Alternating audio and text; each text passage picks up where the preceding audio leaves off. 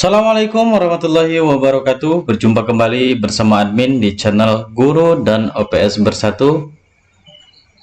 Baiklah Bapak Ibu Guru, pada video kali ini admin akan mengajak teman-teman sekalian untuk belajar latihan soal pretest daring PPG-PAI modul 1 teori belajar dan pembelajaran. Latihan soal pretest daring PPG-PAI modul 1 teori belajar dan pembelajaran ini terdiri dari soal pilihan ganda, kemudian jumlah soal ada 20 nomor. Silakan siapkan alat tulis untuk menjawab soal-soal berikut ini. Nanti di akhir video hitung berapa jumlah jawaban yang benar dari Bapak Ibu Guru dan tuliskan dalam komentar video ini.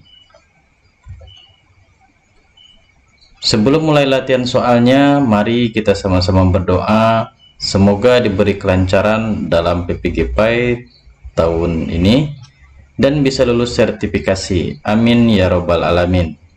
Sebelum lanjut videonya, dukung channel ini dengan subscribe bagi yang belum, serta like, komen, dan share video ini ke akun media sosial Bapak Ibu Guru. Terima kasih. Mari kita mulai. Soal nomor 1. Belajar adalah perubahan tingkah laku sebagai akibat dari adanya interaksi antara stimulus dan respon. Pengertian belajar di atas menurut teori titik-titik. A. Teori belajar kognitif. B. Teori belajar humanistik. C. Teori behavioristik. D. Teori belajar konstruktivistik. Silakan tuliskan jawaban Bapak Ibu Guru. Saya hitung mundur 3, 2, 1. Jawaban yang tepat adalah C. Teori behavioristik. Soal nomor 2. Sesuatu yang diberikan guru kepada siswa, misalnya daftar perkalian, alat peraga, pedoman kerja, atau cara-cara tertentu untuk membantu belajar siswa disebut titik-titik. A. Konseptual. B. Respon. C. Metode mengajar. D. Stimulus. Silakan tuliskan jawaban teman-teman. Saya hitung mundur 3, 2, 1. Jawabannya adalah D. Stimulus. Soal nomor 3. Tokoh-tokoh aliran behavioristik diantaranya adalah titik-titik. A. Thorndike, Watson, Calhoun, dan Edwin Guthrie. B. Jean Piaget, Brunner, Ausubel, dan Skinner. C. Cole, Brunner, Mumford, dan Watson. D. Habermas, Calhoun, Ausubel, dan Cole. Silakan tuliskan jawaban teman-teman. Saya hitung mundur 3, 2, 1. Jawabannya adalah A. Thorndike, Watson, Calhoun, dan Edwin Guthrie. Lanjut soal nomor 4. Hubungan antara stimulus dan respon yang terjadi melalui interaksi dalam lingkungannya akan menimbulkan perubahan tingkah laku, merupakan teori belajar behavioristik yang dikemukakan oleh titik-titik. A. Calhoun. B. Brunner. C. Jean Piaget. D. Frederick Skinner. Silakan tuliskan jawaban teman-teman. Saya hitung mundur 3, 2, 1. Jawaban yang tepat adalah D. Frederick Skinner. Lanjut soal nomor 5. Teori belajar yang lebih mementingkan proses belajar daripada hasil belajarnya. Para penganut aliran ini mengatakan bahwa belajar tidak sekedar melibatkan hubungan antara stimulus dan respon, melainkan tingkah laku seseorang ditentukan oleh persepsi serta pemahamannya tentang situasi yang berhubungan dengan tujuan belajarnya. Teori belajar ini disebut A. Teori belajar kognitif, B. Teori belajar humanistik, C. Teori behavioristik, D. Teori belajar konstruktivistik. Silakan tuliskan jawaban teman-teman. Saya hitung mundur 3, 2, 1. Jawabannya adalah A. Teori belajar kognitif. Soal nomor 6. Proses adaptasi mempunyai dua bentuk dan terjadi secara simultan, yaitu A. Stimulus dan respon, B. Asimilasi dan stimulus, C. Akomodasi dan respon, D. Asimilasi dan akomodasi. Silahkan tuliskan jawaban teman-teman. Saya hitung mundur 3, 2, 1. Jawabannya adalah D. Asimilasi dan akomodasi. Soal nomor 7. Asimilasi adalah A. Proses perubahan apa yang dipahami sesuai dengan struktur kognitif yang ada sekarang. B. Proses perubahan struktur kognitif sehingga dapat dipahami. C. Reaksi atau tanggapan siswa terhadap stimulus yang diberikan oleh guru. D. Apa saja yang diberikan guru kepada siswa, misalnya daftar perkalian, alat peraga, pedoman kerja, atau cara-cara tertentu untuk membantu belajar siswa. Silakan tuliskan jawaban teman-teman. Saya hitung mundur 3, 2, 1.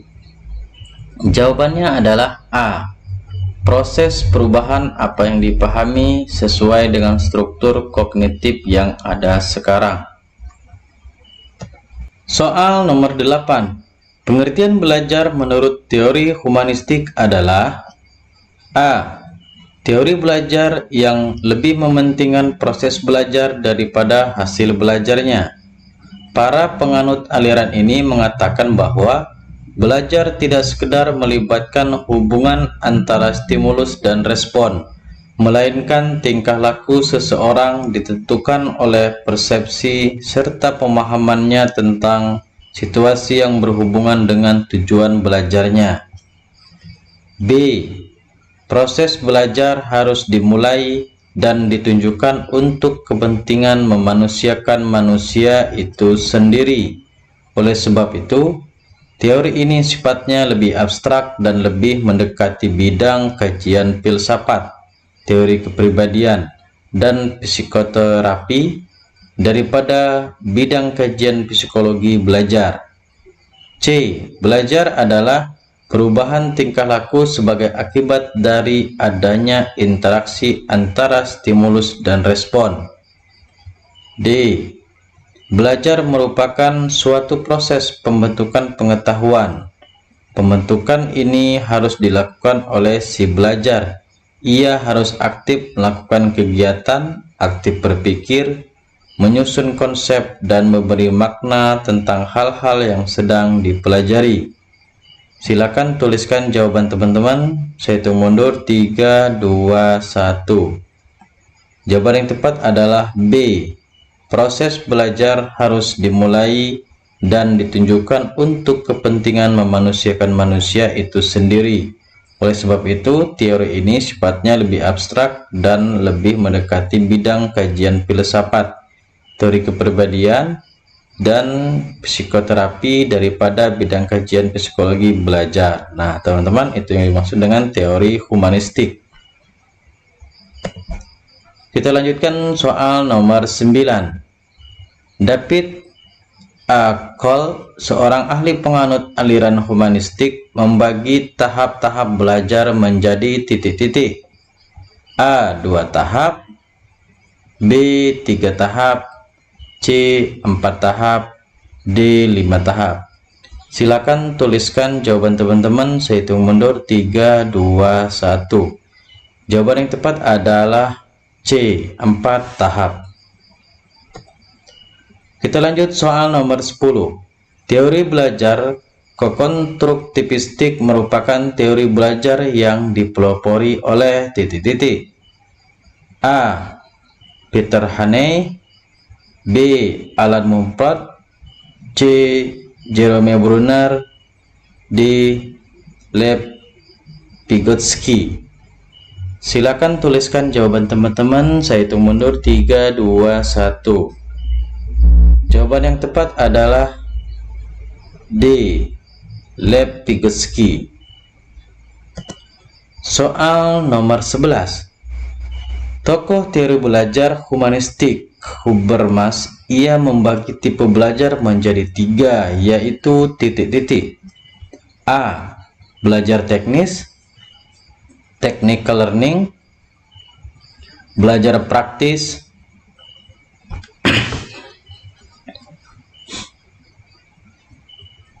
yaitu nomor 11.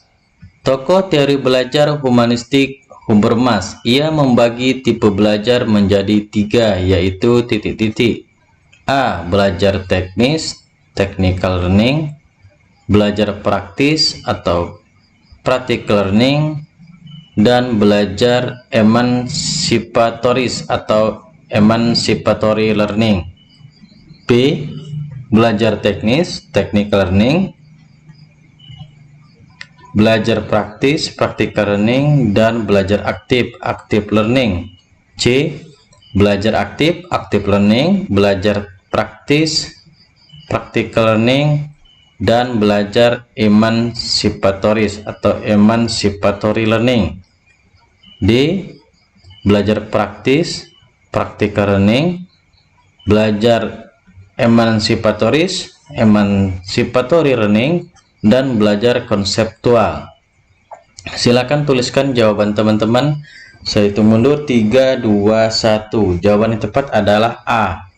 Belajar teknis, belajar praktis, dan belajar emancipatoris.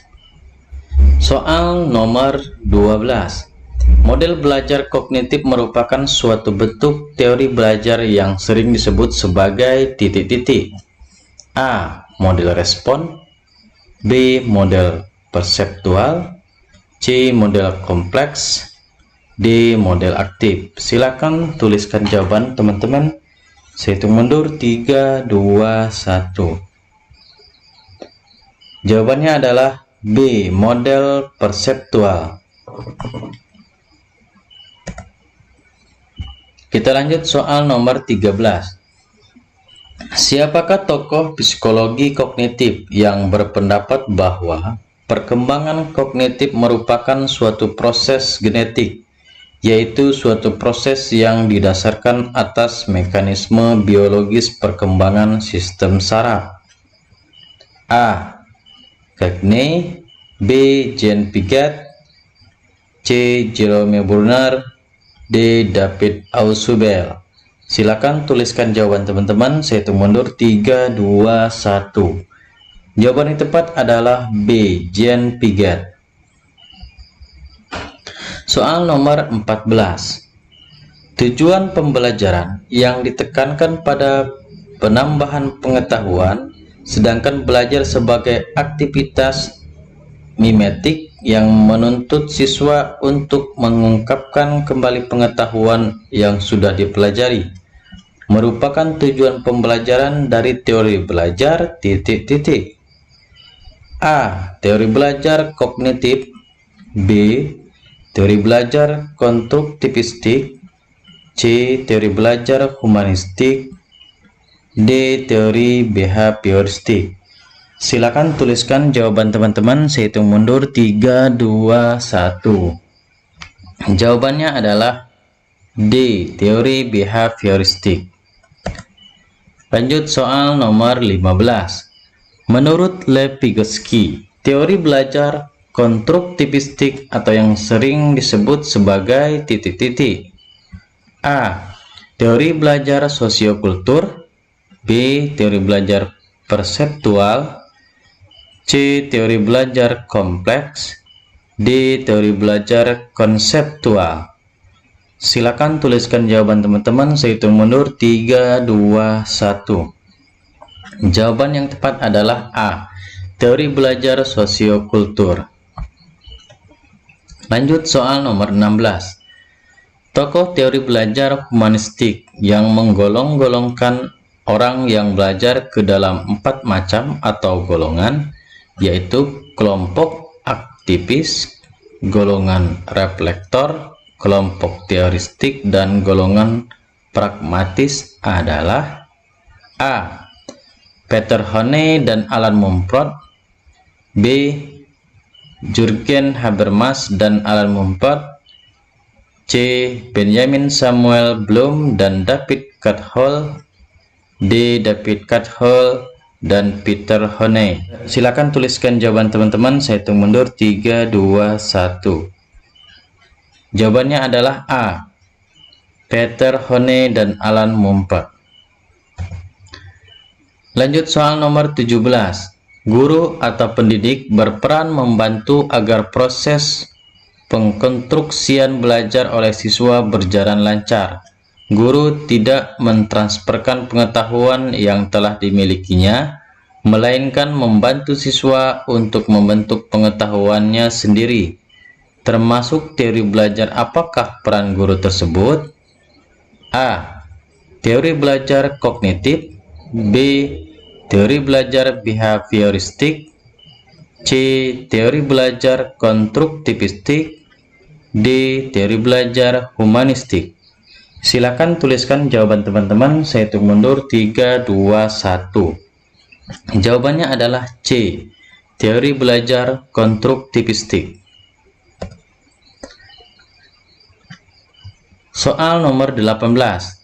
Anak sudah mampu berpikir abstrak dan logis dengan menggunakan pola berpikir kemungkinan. Menurut Piaget, merupakan perkembangan kognitif tahap A.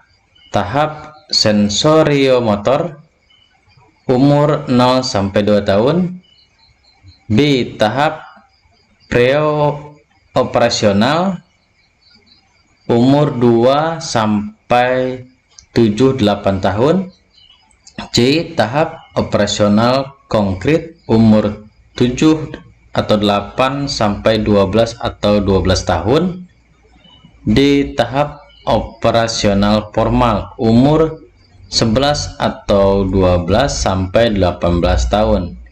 Silakan tuliskan jawaban teman-teman. Saya hitung mundur 3, 2, 1.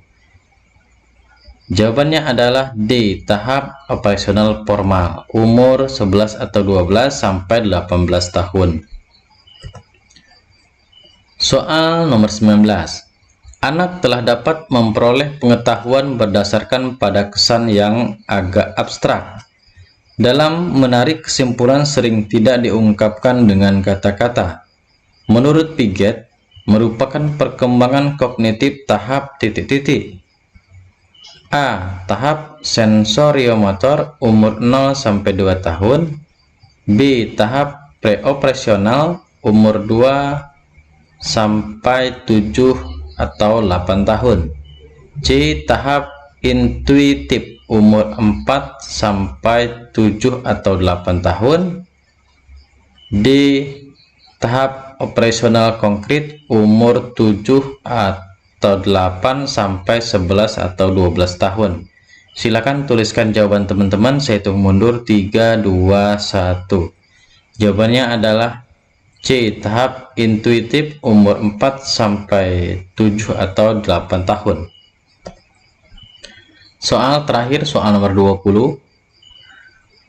Pada tahap paling awal dalam peristiwa belajar adalah seseorang mampu atau dapat mengalami suatu peristiwa atau suatu kejadian sebagaimana adanya. Menurut Cole, seorang ahli penganut aliran humanistik, tahap belajar di atas termasuk tahapan titik-titik. A. Tahap pengamatan aktif dan reflektif, B. Tahap pengalaman konkret, C.